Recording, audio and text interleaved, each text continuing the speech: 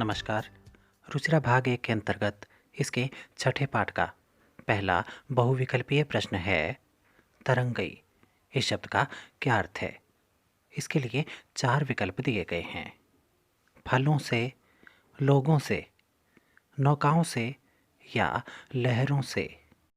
तरंगई का अर्थ है लहरों से, अर्थात चौथा विकल्प इसका सही उत्तर माना जाएगा।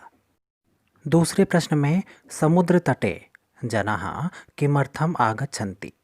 समुद्र के किनारे लोग किस लिए आते हैं।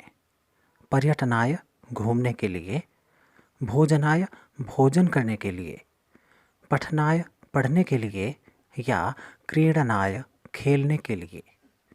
पाठ में हमने पढ़ा है कि लोग समुद्र के तट पर घूमने के लिए आते हैं, तो यहाँ पर पहला विकल्प पर्यटनाय ये इसका सही उत्तर माना जाएगा। तीसरे प्रश्न में पूछा गया है, गोवा तटः केभ्यः समधिकं रोचते।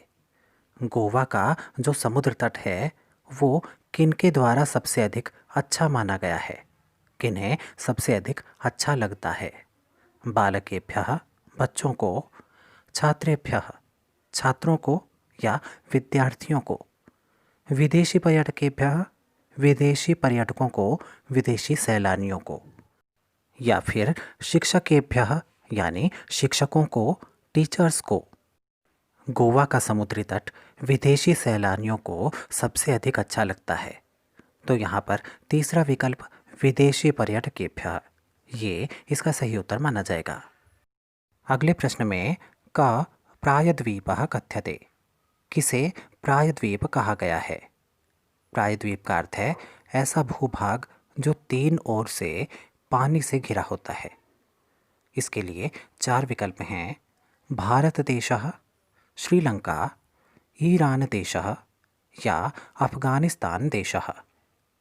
पाठ के अनुसार हमारा भारत देश 3 ओर से समुद्र से घिरा हुआ है, जिस कारण इसे प्रायद्वीप भी कहा जाता है, तो यहाँ पर पहला विकल्प भारत देशः ये इसका सही उत्तर माना जाएगा। आगे बढ़ते हैं। अस्माकं देशे इसके बाद रिक्त स्थान है और समुद्र तटः सन्ति। हमारे देश में कितने समुद्र तट हैं, कितने समुद्र के किनारे हैं। चत्वारः 4, शतं 100, बहवः बहुत सारे या पंच अर्थात 5।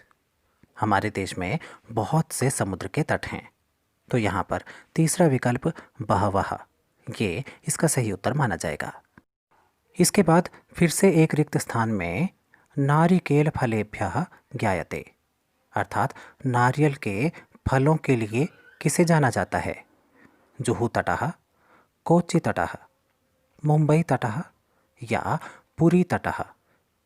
पाठ के अनुसार जो कोच्चि तट है वो नारियल के लिए प्रसिद्ध है, तो यहाँ पर दूसरा विकल्प कोच्चि तटः ये इसका सही उत्तर माना जाएगा। अगले बहुविकल्पीय प्रश्न में विहरन्ति शब्द का अर्थ पूछते हुए 4 विकल्प दिए गए हैं। खेलते हैं, पढ़ते हैं, खाते हैं या टहलते हैं। विहरन्ति का अर्थ है टहलते हैं, अर्थात चौथा विकल्प इसका सही उत्तर माना जाएगा। अगले प्रश्न में रिक्त स्थान के साथ मेरीना तटः देशस्य सागरतटेषु दीर्घतमः, अर्थात देश के सबसे बड़े समुद्री तटों में से एक मेरीना तट कहाँ पर है। चेन्नई नगरस्य, गोवा नगरस्य, कोलकाता नगरस्य या पुरी नगरस्य। ध्यान दें, चेन्नई नगर का मेरीना तट देश के सबसे बड़े समुद्री तटों में से एक है, तो यहाँ पर पहला विकल्प चेन्नई नगरस्य ये इसका सही उत्तर माना जाएगा। अगले प्रश्न में चंद्रोदयः सूर्यास्त च युगपदेव कदा द्रष्टुम शक्यते। चंद्रमा का उदय और सूर्य का अस्त दोनों को एक साथ कब देखा जा सकता है। अमावस्यायाम अमावस्या को, दशम्याम दशमी की तिथि को, प्रथमायाम प्रथमा की तिथि को या पूर्णिमायाम पूर्णिमा को। जैसा कि पाठ में बताया गया है, कन्याकुमारी के तट पर पूर्णिमा की तिथि को सूर्य का अस्त और चंद्रमा का उदय, इन दोनों को एक साथ देखा जा सकता है। तो यहाँ पर चौथा विकल्प पूर्णिमायाम, ये इसका सही उत्तर माना जाएगा। इसके बाद है भारतस्य में किस विभक्ति का प्रयोग है? चतुर्थी, पंचमी, षष्ठी या सप्तमी? भारतस्य अर्थात भारत का। ध्यान दें, का, के और की ये संबंधवाचक शब्द हैं जो कि षष्ठी विभक्ति से जुड़े होते हैं। तो यहाँ पर भारतस्य में षष्ठी विभक्ति जो कि तीसरे विकल्प में है, ये इसका सही उत्तर माना जाएगा।